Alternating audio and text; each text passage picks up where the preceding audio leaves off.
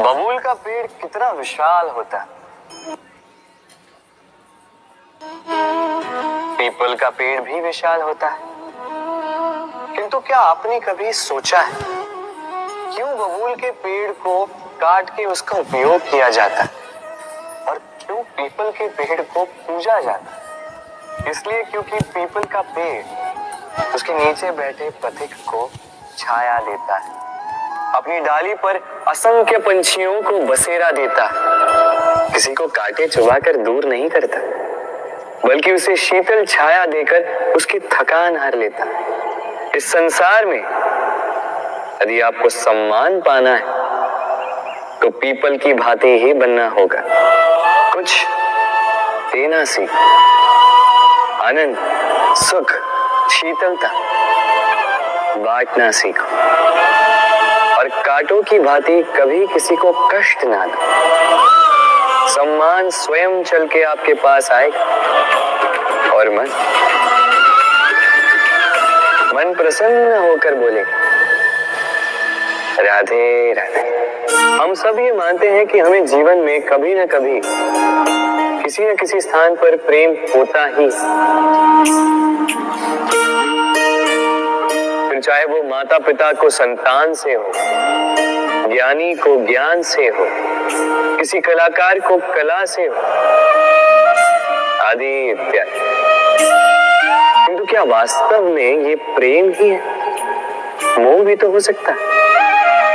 अब आप पूछेंगे कि प्रेम और मोह में अंतर क्या? अंतर है बंधन का, जो आपको बांधे वो मोह है। प्रेम वो जो आपको मुक्त कर विकास की ओर भेजे। चलो आपको एक उदाहरण देता हूं। कुछ माता पिता अपनी संतान को किसी अन्य नगर में पढ़ने के लिए भेज नहीं पाते, अपनी संतान को उसके मित्रों के साथ खेलने के लिए भेज नहीं पाते, चिंतित रहते हैं कि कहीं उनकी संतान को पीड़ा ना पहुंचे और इसीलिए उसे बांध के रखते हैं। ये प्रेम नहीं है, ये मोह है। क्योंकि यदि ये प्रेम होता तो वो चाहते कि संतान माता पिता की छांव से बाहर निकलकर इस संसार को देखे, उसे समझे, उसे ज्ञान ले, अपनी अनुभवों से सीखकर अपना स्वयं का एक व्यक्तित्व बनाए। स्मरण रखिएगा, मोह से भय पैदा होता है और प्रेम से केवल आनंद। इसीलिए बांधिए मत, मुक्त कीजिए, क्योंकि यही प्रेम है। राधे राधे। संसार में संबंध बहुत ही महत्वपूर्ण होते हैं।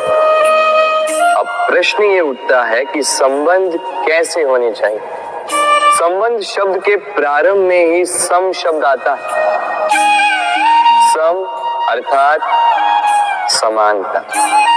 तो किसी के साथ संबंध निभाते हुए इतना मत झुकिए कि उठने के लिए किसी के सहारे की आवश्यकता पड़ जाए। स्मरण रखिएगा, जो झुकाना चाहे वो कभी संबंध निभा नहीं पाएगा। संबंध उसी के साथ जोड़िए जो आपको समान माने, आपको सम्मान दे, क्योंकि सम्मान से ही संबंध पनपेगा और बढ़ेगा। राधे राधे। कभी सोचा है जब माता संतान को जन्म देती है तो क्या होता? 9 माह का गर्भ, प्रसव की तीव्र पीड़ा।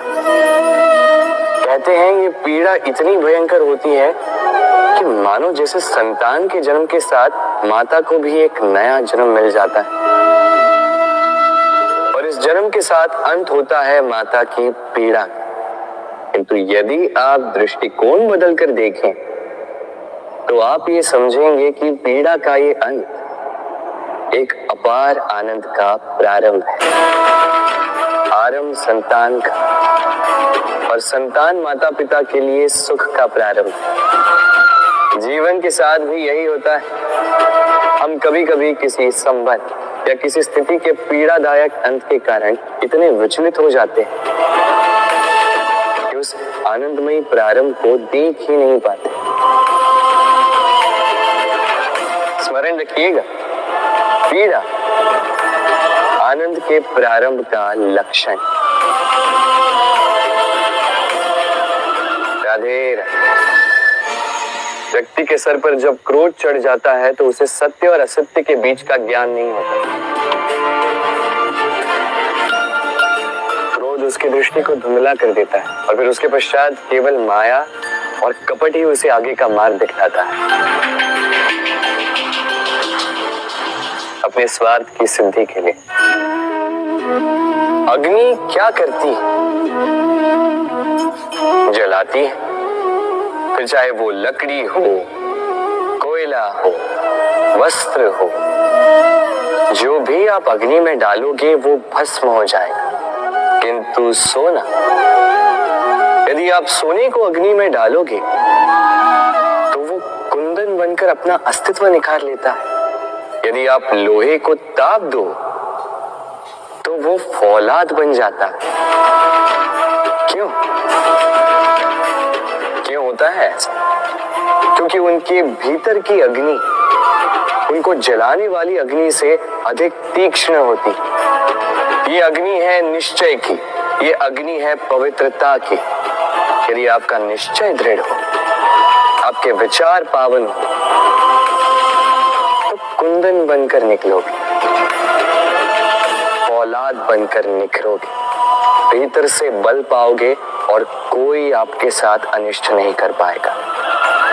राधे। व्यक्ति का जीवन क्या है?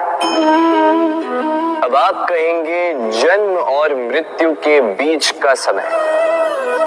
और मृत्यु कब होती है? जब व्यक्ति श्वास लेना छोड़ दे, हाथ पांव चलाना छोड़ दे, सोचना छोड़ दे। ऐसा नहीं। देखिए, जल की मृत्यु तब नहीं होती जब वो सूख जाती। जल की मृत्यु तब होती है जब वो प्यास बुझाना बंद कर देती है। सूर्य की मृत्यु तब नहीं होती जब उस पर ग्रहण लग जाए या जब सूर्यास्त हो जाए। सूर्य की मृत्यु तब होती है जब वो भविष्य में इस संसार के जीवों को प्रकाश की आशा देना छोड़ दे। उसी प्रकार मनुष्य का अंत, उसकी मृत्यु तब होती है जब उसके भीतर की करुणा का अंत हो जाए। करुणा वो भाव है जो मनुष्य को मनुष्य बनाए रखती है, जो एक मनुष्य को किसी और मनुष्य का कष्ट, उसकी आवश्यकता का अनुभव कराती है, जो उसे बल देती है किसी और की सहायता करने के लिए, उसे पात्र बनाती है इस सृष्टि का नियंता बनने के लिए। देखिए, संसार में मृत्यु केवल एक बार होती तो उससे पूर्व क्यों मरना? इस करुणा को क्यों मारना? स्वयं को मनुष्य बनाए रखिए, मृत्यु के पश्चात भी जीवित रहेंगे।